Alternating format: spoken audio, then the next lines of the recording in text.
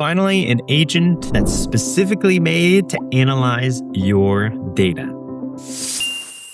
What's up, everybody? Greg Trzeciak here with Pragmatic Works. And today I want to introduce you to the Analyst Agent as a part of your Copilot experience. Now, I really like this feature because it's meant to help analyze and look through data. Yeah. I know what you're saying. Greg, I could just go to Excel and use Copilot there. Sure, you can do that. I can go and chat with your data via Microsoft Fabric and Power BI. Sure, you could do that too. But that's not always the situation where you want to go to those. You may just want an agent that can analyze the data and resolve a lot of other things within a prompt. What we're going to do is we're going to dive into the work experience. So first of all, open up a new browser, head over to copilot.microsoft.com, and then we're going to go to our work experience. When you select the work experience, we're going to load everything in, and you're going to see I have my researcher and analyst agent pinned. It's because they are the ones I use the most,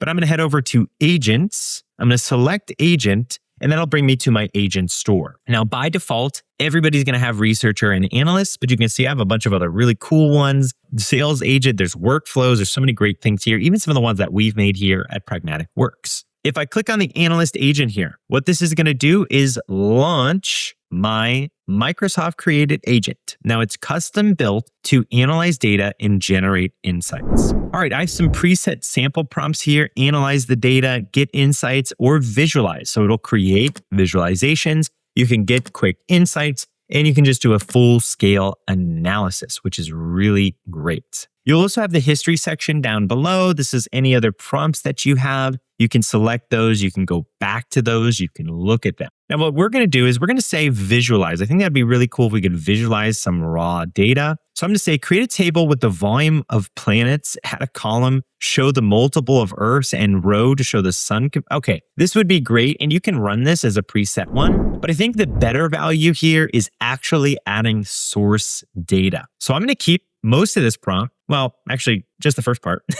And I'm going to keep it create because I want to custom build something like this. I'm going to say create a report with many visualizations, including my dreaded pie charts regarding this data set. Now, if you followed any of our prompting videos, you know I would want to do a much better prompt here, but I'm going to keep things short and sweet. So I'm going to go to add here, and here I can add cloud files, upload things, and even add work content. I'm going to go to my work content. What I'm going to do is I'm going to find this one, my Oregon Trail sales set. This is exactly what you think it is because I love the game Oregon Trail, and I have a fake data set because I love it so much. All right, I'm going to drag that in here. And this is just a kind of a regular data set. There's not anything visualized in it. It's got different tables. It's got dimension tables, fact tables. It's pretty expansive. It's pretty good. So this is actually about 5,000 rows too, which is pretty great. It'll let me actually test the tool, but it will work on much larger data sets. So I'm going to create the report with many visualizations, including pie charts.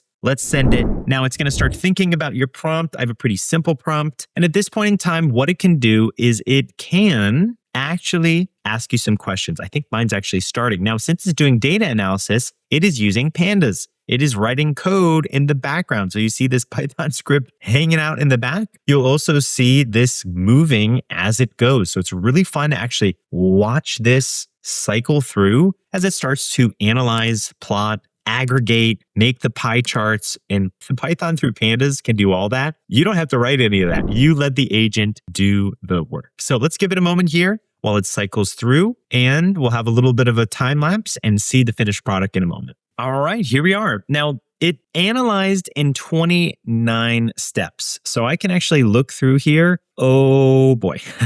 So this was all the stuff. Now, just as a little snippet, let's look at coding and executing the pie chart, recalculating your aggregated data. These are actually the columns and the different categories from the data set. So that's awesome. Plot the pie chart with explicit list. Series, title, file name. What is it going to look like? Here's the angle. What is it equal to? What's going to be in the pie chart? The categories, the bar charts, sales by year, profit by year. So this is all the logic that it used to build it. Here is a key report here. All right, total sales, average profit. Do I get my pie chart? I sure do. Here it is. I can hover. It's got tooltips.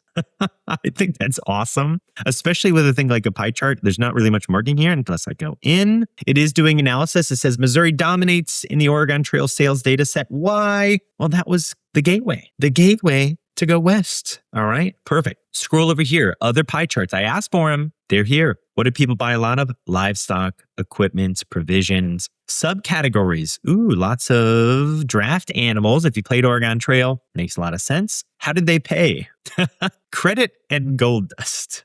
Coins. Awesome. I'm surprised they did not have Visa, MasterCard, but you know what? It'll be all right. Top salespeople. Josiah did really well. And we even got a regular old bar chart. This is absolutely phenomenal, breaking down pretty much every single thing I need. I can save these pictures. I can even display as a static image if you want to. And there is PNG downloads as well. Key takeaways, I love it. If I want to convert this into a Word document or anything like that, it is super easy to do so, super smooth, and you can have a really great analysis with it. Okay, that is the Analyst Agent. First things first, check out our on-demand learning, where we get a little bit deeper into the back-end science. Now, if you use code Greg40, you're going to find all of those classes on sale with 40% off. Okay, couple Q&A things that people like to be aware of, and I think you should as well. This, by default, should be available to folks. The other thing that you want to look at here is between that researcher and analyst agent, you have about 25 queries per month. It resets on the first of the month. So be